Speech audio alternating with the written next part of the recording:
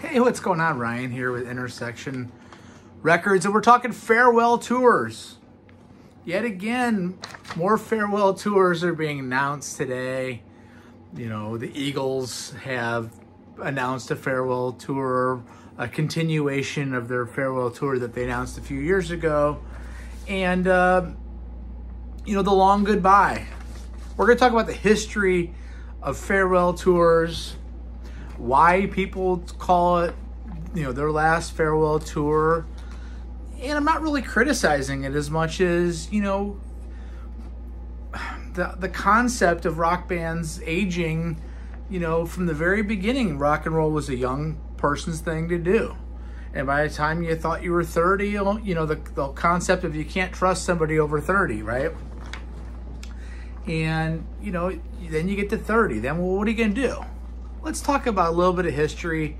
I'll give you my opinions on what I think about this. You know, really kind of one of the first farewell tours was Cream in 1968. They did a famous show from the Royal Albert Hall, which was recorded, and it's fantastic. Cream broke up, and they stayed broke up. They did do, I think, 3 shows at Royal Albert Hall and 3 shows at Madison Square Garden in 2005. So that does show that they did get back together a little bit. You know, the Beatles famously stopped touring in 1966. They did 65 tours, they did 66 tours, they did baseball stadiums. They played for like 30 minutes along with other bands on the act. Shea Stadium, Candlestick Park was their last show in 1966, and they broke up really a couple years later and never performed again. Of course, they did the rooftop show in 1970, but they never toured again. Frank Sinatra in 1971 did a final tour, and at the age of 56. Well, Frank Sinatra toured again. In fact, I had a chance to see him in 94 and I didn't go, and I regret that on his last tour. Ziggy Stardust announces that his last show, this is it, I'm retiring. Spiders from Mars. Some of the band members didn't even know when he made that announcement in 1973. He was 26 years old. I'm retiring. Oh, I'm done. You know. The Last Waltz. 1976, November 25th at the Winterland Ballroom. It was on Thanksgiving. Bill Graham had Thanksgiving meals out for everybody in attendance to eat. Turkeys and stuffing and everything for everybody in attendance. It was an all-star extravaganza. Robbie Robertson never toured the band again. 1983, the band did get back together with the 4 other guys, Manuel, Danko, Levon Helm, and Garth Hudson. Manuel would pass away. I ended up seeing them in 95 with the 3 remaining guys, and it was great. And I'm finally going to see Robbie Robertson this fall, but that's a whole nother story. The band broke up. The Who, famous reunion tour. You know, Keith Moon dies in 78. Kenny Jones follows on bass. They announce a final farewell tour in 82. You know, the Clash opens up. They play Shea Stadium. Of course, by 1989, they're touring again. In fact, they played at Live Aid in 85. Full-blown tour in 89. The Doobie Brothers in 83. You know, the Michael McDonald era's come on. They're done. They're all toast. How do you break up? Well, you announce a farewell tour. You do a live album. You play dates. You sell out things. Tom Johnston comes back in Oakland. Tyran Porter comes back and plays a little bit. You have all the living members of Doobie Brothers. Then they do the Cycles album. Then they tour again, and the rest is history. They're still touring to this day. Ozzy Osbourne, No More Tours tour in 1992. He did another No More Tours tour in 2018. How many times has Black Sabbath and Ozzy Osbourne said they were on their farewell tour? This is the last chance you're going to see us. Well, we know that's a bunch of nonsense. Ozzy's doing shows this fall. Judas Priest, the Epitaph Tour, the Farewell 2011 Tour. My opinion on that is KK Downing wanted to quit. He was a founding member, an original member. And they said, let's go out and do a final tour. Well, he quits. And then they get Richie Faulkner. And by 2014, they're recorded Redeemers of Souls. And they go out and do more touring. And they're still touring to this day. And working on a brand new album from Judas Priest. We're going to review that album. Aerosmith. Verodici tour. I can't speak. Verodici Baby tour in 2016. Now they're doing the Peace Out tour in 2023. They've been working on retiring for years. Man, those tickets are expensive. Scorpions. They did a farewell tour in 2010 and through 2012 they did over 200 shows, and they're still touring. They kicked the drummer out. They got in Mickey D. They're revitalized. They said it was a mistake. They said they thought that they were done.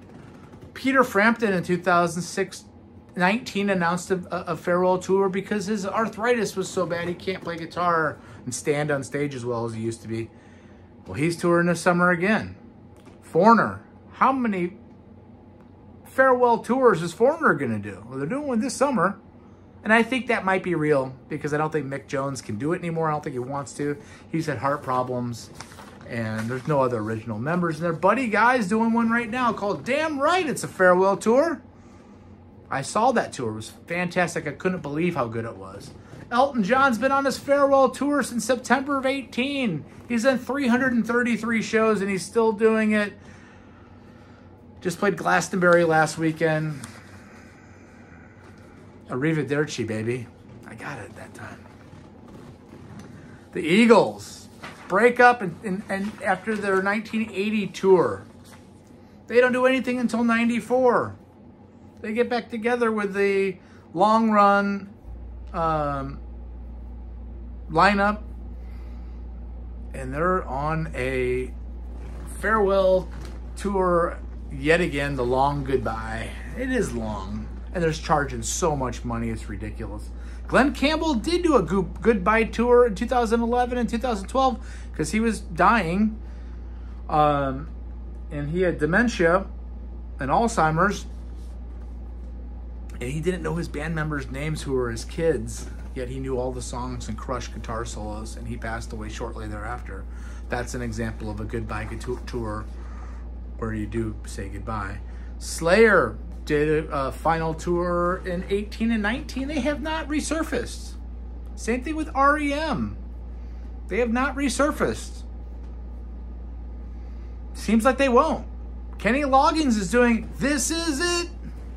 The final tour 2023 is coming to St. Louis. I might go. He's an old man. Maybe he is done. Gladys Knight is on a farewell tour.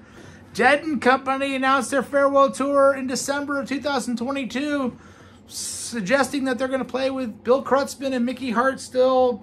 Bill Kreutzmann canceled out on the tour 3 weeks before the tour started.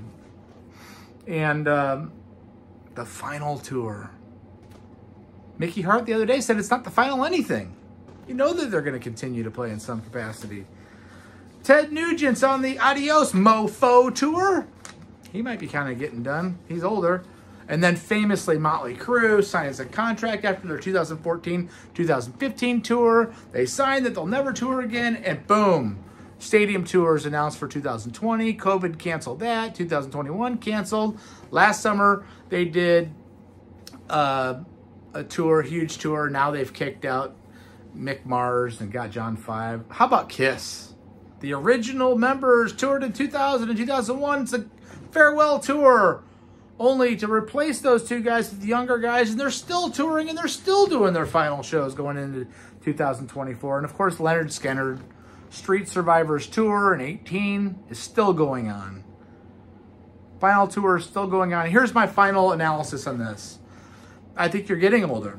I think you get off the road and you want to get back on. You say, you know what, this is a farewell. We're going to do this one more time. You do 200 shows or 100 shows. You go back home and your wife's telling you to put a coaster under your beer or to lift up the toilet seat or put the trash out. and you start thinking, man, I could go on the road. I think that they're addicted to the road. I think that they do get tired of their bandmates. I think some bands break up, say, hey, let's do a farewell tour. This is over with. I can't even look at you anymore. You go do the tour. You don't have to talk to them that much. You have fun. You get really good again at what you do, because all that touring just makes you tighter and tighter and tighter.